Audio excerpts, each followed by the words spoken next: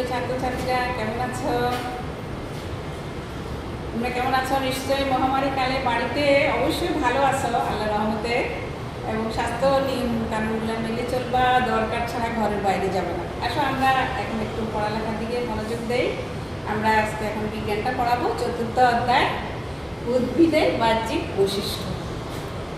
আমরা জানি যে উদ্ভিদ হচ্ছে দুই ধরনের, নগ্নবীজী উদ্ভিদ আর হচ্ছে আবৃতবীজী উদ্ভিদ। উন্নত উদ্ভিদগুলোর মধ্যে সপুষ্পক উদ্ভিদটা হচ্ছে একটা আদর্শ উদ্ভিদ। তাই সপুষ্পক উদ্ভিদ হইলে এখানে চিত্রে নিশ্চয় তোমরা দেখতে পাচ্ছ সপুষ্পক উদ্ভিদের মধ্যে কি আছে, যে উদ্ভিদে মূল, কাণ্ড, পাতা, ফুল, ফল হয় সেটাকে আমরা বলবো যে সপুষ্পক উদ্ভিদ।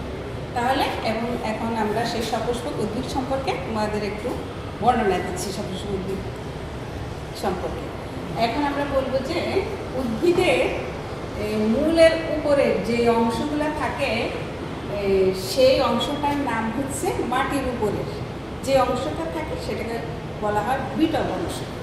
বিটব, আর বিটবের মধ্যে থাকে কাণ্ড, পাতা, ফুল, ফল। এই অংশগুলো বিটবের মধ্যে থাকে। তখন এখন আমরা বলতেছি যে কাণ্ড কাকে বলে।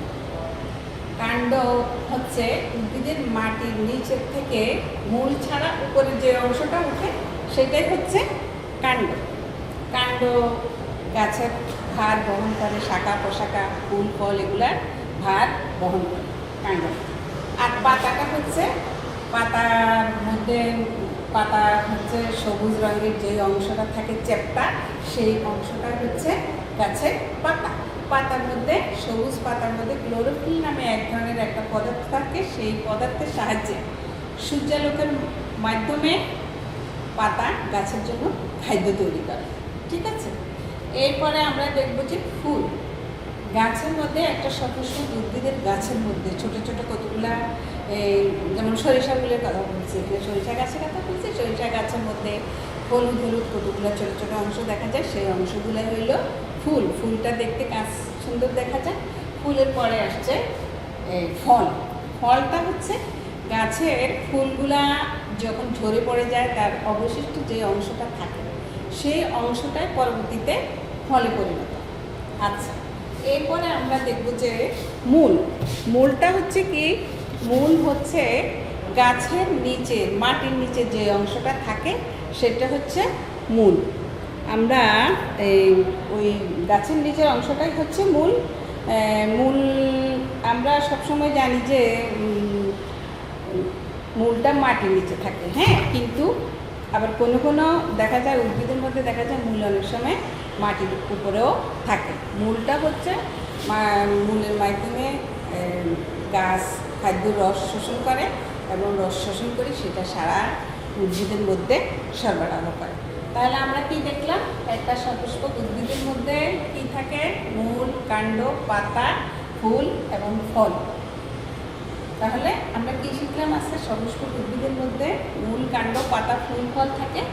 কাণ্ড মূলের উপরের, মাটির উপরের অংশে যেই অংশটা গাছের শাখা প্রশাখা, পাতা, ফুল, ফলের ভার বহন করে সেটাই হচ্ছে এই মূলের উপরে যে অংশ, বিটব অংশ। বিটব অংশ হইল মূলের উপরে যে অংশগুলা, সেটাই হচ্ছে বিটব। বিটবের মধ্যে কাণ্ড, পাতা, ফুল, ফল থাকে। কাণ্ড আমরা দেখালাম, উপরের অংশটাই হচ্ছে গাছের কাণ্ড। কাণ্ডের মধ্যে আবার পর্ব থাকে, পর্ব মধ্য থাকে, শাখা প্রশাখার ভার বহন করে কাণ্ড। তারপরে হলো এরপর হচ্ছে পাতা, সবুজ রঙের চ্যাপ্টা অংশটাই হচ্ছে পাতা। পাতাটাকে, পাতাগুলো সবুজ হয়, পাতার কাজ হইল কি?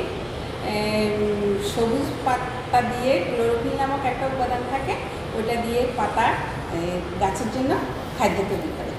তারপর হচ্ছে ফুল। ফুলটা হচ্ছে পত্রকক্ষে সাদা রঙের ছোটো ছোটো অথবা হলুদ রঙের, সবুজ রঙের, বিভিন্ন কালারের। কিন্তু আমরা যখন এখানে সরিষা ফুলের কথা বলতেছি সেই ফুলগুলো হচ্ছে হলুদ রঙের। হলুদ রঙের ছোটো ছোটো যে অংশগুলো থাকে সেগুলো হচ্ছে গাছের ফুল। তারপর হচ্ছে ফল। ফুল গুঁড়ো হয়ে যখন ফুলটা ঝরে যায় তখন যে অংশটা লেগে থাকে ওই অংশটাই পরবর্তীতে ফলে পরিণত হয় এবং ফুলের গর্ভাশয়টা বড় হয়েই পরবর্তীতে ফুলে পরিণত হয়। এই তাইলে আমরা জানলাম যে কাণ্ড, পাতা, ফুল এবং ফল। আর সবচেয়ে নিচের অংশটা হচ্ছে মূল। মূলটা মাটির নিচে থাকে। আর অধিকাংশ ক্ষেত্রে আমরা জানি যে মূল মাটির নিচে থাকে, কিন্তু তবে কোনো কোনো ক্ষেত্রে গাছের মূলটা উপরেও থাকে।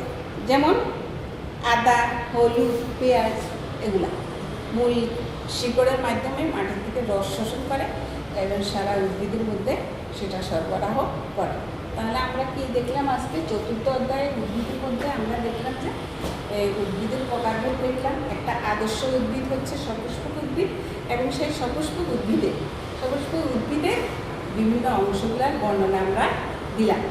তাহলে তোমরা বাসায় ভালো করে একটা সপুষ্পক উদ্ভিদ সম্পর্কে জানবে। সপুষ্পক উদ্ভিদ আমি একটা প্রশ্ন দিয়ে দিচ্ছি, তোমরা এটাকে এই পুরো পড়াটার মধ্যে হলে একটি সপুষ্পক উদ্ভিদের বিভিন্ন অংশ বর্ণনা করো।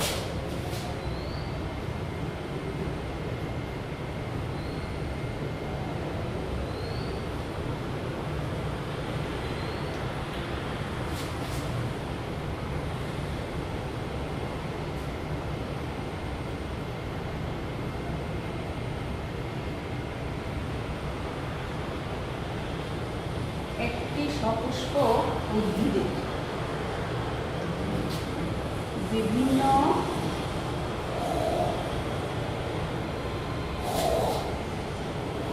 অংশের